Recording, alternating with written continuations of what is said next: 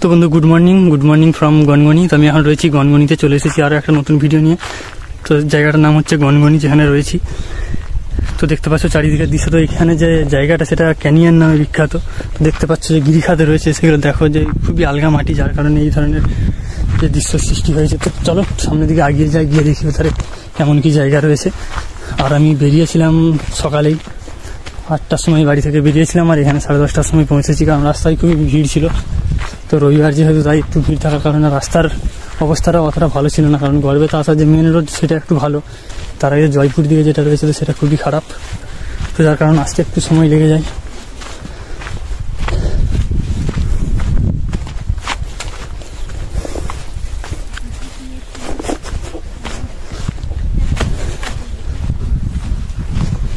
দেখতে পাচ্ছ এখানকার অবস্থা। তো এখানে দেখতে পাচ্ছ সবই কাঁকড় মাটি। তো আলগা মাটির জন্য যখন বৃষ্টি হয়, তো বৃষ্টির সময় মাটি খেয়ে খেয়ে এই ধরনের যে গিরিখাত রয়েছে সেগুলো সৃষ্টি হয়েছে। তো দেখো ধারটা আরও বেশি খাদ রয়েছে। তো ধারটা তোমাদেরকে একটু পরে এসে দেখাচ্ছি, কারণ ধারে মানুষ রয়েছে, হয়তো কিছু করেছে কাজ। মানে কাজ বলতে বুঝতে পারছো কোন কাজের কথা বলছি। যাই হোক, চলো একটু যাওয়া যাক। এধারের দৃশ্যগুলো একবার দেখো।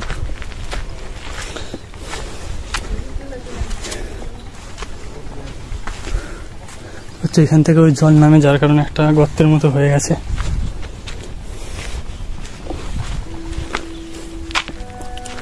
তো একবার এখানকার দৃশ্যটা একবার দেখো। এখানটা তো আরো উঁচু লাগছে। চলো তোমাদের এখানকে একটু নিয়ে যাচ্ছি, কাছে গিয়ে দেখাচ্ছি। এখানটা কিছু কিছু জায়গায় শক্ত মাটি রয়েছে, যার কারণে দেখো যে পাথরের যে টিলা হয় সেই টিলার আকারে দাঁড়িয়ে রয়ে গেছে। যেমন দেখো একটা, এগুলো দেখো শক্ত মাটির কারণে বৃষ্টির জলের সময় এটা শক্তভাবে দাঁড়িয়ে রয়ে গেছে। দেখো একবার এখানকার অবস্থাটা কি হয়েছে। চলো একটু উপর থেকে তোমাদেরকে দেখাচ্ছি এখানটা থেকে, তাহলে আরো ভালো বুঝতে পারবে। দেখো এখান দিয়ে কিন্তু জল পড়ে, যখন জল পড়ে তখন দেখতে পাচ্ছি যে মাটি রয়েছে, এটা আলগা মাটি হওয়ার কারণে খেয়ে খেয়ে পড়ে যায়, যার কারণে এই ধরনের যে ক্যানিয়ন রয়েছে সেটা সৃষ্টি হয়েছে। তো দেখো একবার জায়গাটা।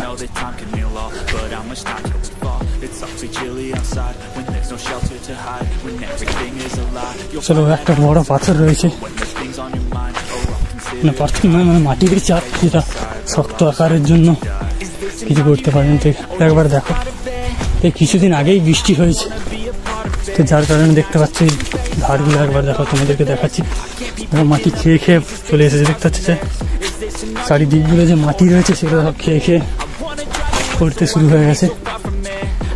দেখো তোমার দেখলে বুঝতে পারছে বালি আকারে যেমন হয় না, বালি মাটি নদীতে বালি তুলে রাখলে যেমন হয় বৃষ্টি পাওয়ার পর, তো সেরকম ধরনের আকৃতি হয়ে মানে ডিজাইনটা হয়ে রয়েছে, যে কাদা মাটি হাতে করে তুললে যেমন হয় ঠিক সেরকম। তো খুবই প্রচণ্ড পা পিছল খাচ্ছে, দেখে শুনে আসতে হবে, কারণ সবই নুড়ি, ছোটো ছোটো ছোটো ছোটো যে পাথর রয়েছে সেগুলো। তো গোল গোল পাথর হওয়ার কারণে খুবই প্রচণ্ড মানে ফাটা স্লিপ খাচ্ছে। চলো আর একটু ধার দিয়ে যাওয়া যাক, গিয়ে দেখি।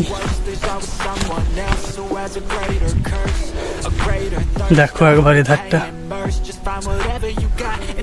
মানে বিভিন্ন আকৃতির হয়ে রয়েছে। দেখো এইখানটা যেমন, যে এইখানটা সেই যেমন সেই পর্বত হয় না, আমাদের কাছ থেকে গিয়ে দেখাচ্ছে একবার। পর্বত যেমন হয় যে লাইন দিয়ে সারি সারি ভাবে হয়ে রয়েছে অনেকটা বিস্তীর্ণ এলাকা জুড়ে, তো সেরকম ধরনের হয়ে রয়েছে। দেখবে আমাদেরকে দেখাচ্ছি আমি, এই যে দেখো আকৃতিটা একবার দেখো। ছোটো ছোটো ছোটো ছোটো পাহাড়ের আকৃতিতে হয়ে রয়েছে জল পেয়ে, দেখতে পাচ্ছ।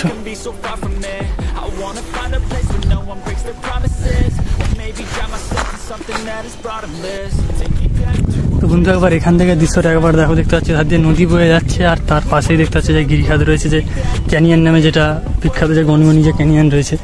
দেখো এইখান থেকে একবার উপর থেকে একবার দৃশ্যটা একবার দেখো, তাহলেই বুঝতে পারবে কতটা সুন্দর। দেখো চারিদিকটা একবার দেখো, শুধু লাল মাটি ভর্তি, শুধু এই যে ল্যাটেরাইট মাটি হয় সেই মাটি ভর্তি, পুরো কাঁকড়, আর শুধু মানে আলগা মাটি, নরম একেবারে, মানে ধারে গেলেও ভয় করবে যে কখন ছেড়ে যাবে মাটির চাং। দেখতে পাচ্ছ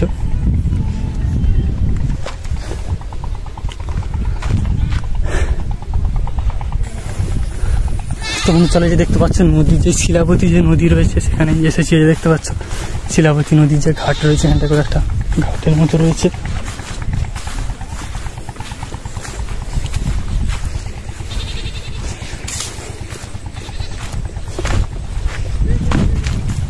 তো দেখতে পাচ্ছ এটা হচ্ছে শিলাবতী নদীর যে পাহাড়, সেই পাহাড়ের মধ্যে দেখো পুরো যে এরিয়াটা রয়েছে পুরোটাতেই কিন্তু এই যে ক্যানিয়ন রয়েছে সেটা রয়েছে, যে ল্যাটারাইট মাটি যেটা রয়েছে পুরো যে পাহাড়টা দেখতে পাচ্ছ পুরো পাহাড়টাতেই প্রায় একই অবস্থা।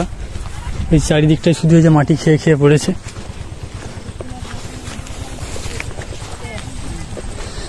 আর এই শিলাবতী নদী যেটা উৎপত্তি স্থল সেটা হচ্ছে যে কদমদেউলি যে ড্যাম রয়েছে সেখানে। যেত কদমদেউলি যে ড্যামটা সেটা আমি এই নেক্সট সানডে যেতে চলেছি। তো তোমরা যদি কেউ যেতে চাও তাহলে আমার যে ফেসবুক রয়েছে বা পেজ রয়েছে সেখানে SMS করে জানাতে পারো, তোমাদেরকেও সাথে নেওয়া হবে। কেউ যদি যেতে ইচ্ছুক হবে আমার সাথে রাইডে যোগ করার জন্য। তো দেখো এখান থেকে চারিদিকটা একবার দেখো। তো চলো ওপরে যাই, উপরে যে কিছু খাবো, কারণ ততটা কিছু দেখার কিছু নেই, তো বেরিয়ে পড়বো। তো তোমরা যদি কেউ আসতে চাও আসো, জায়গাটা ভালো, অতটা খারাপ নয়। তো পরিবারের সাথে এসো, তাহলে মজা পাবে। খুব বেশি তেমন কিছু নেই এখানে। দেখ আমি কিন্তু এখন নদীর যে পাড় রয়েছে সেই পাড় দিয়েই হেঁটে হেঁটে যাচ্ছি।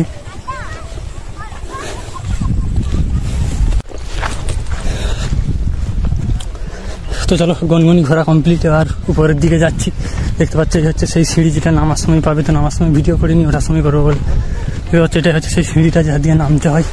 আর এই পাশেতেই রয়েছে গেস্ট হাউস সব বা যে হোটেলগুলো রয়েছে খাবার, তো সেখান থেকে খেতে পারো।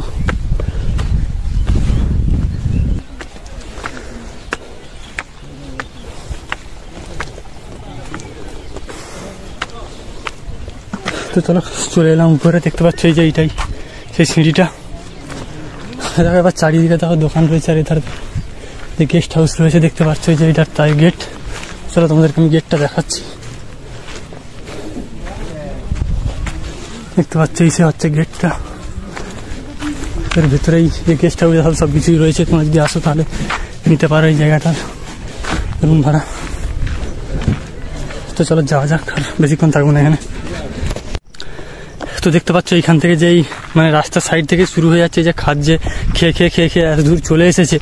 দেখতে পাচ্ছ আর হয়তো 1-2 বছর পর হয়তো রাস্তাটাকেও নিয়ে নিতে পারে। যে দেখতে পাচ্ছ রাস্তাটাকেও হয়তো 1-2 বছর পর মানে ক্যানিয়নের কাছে নিয়ে নিতে পারে।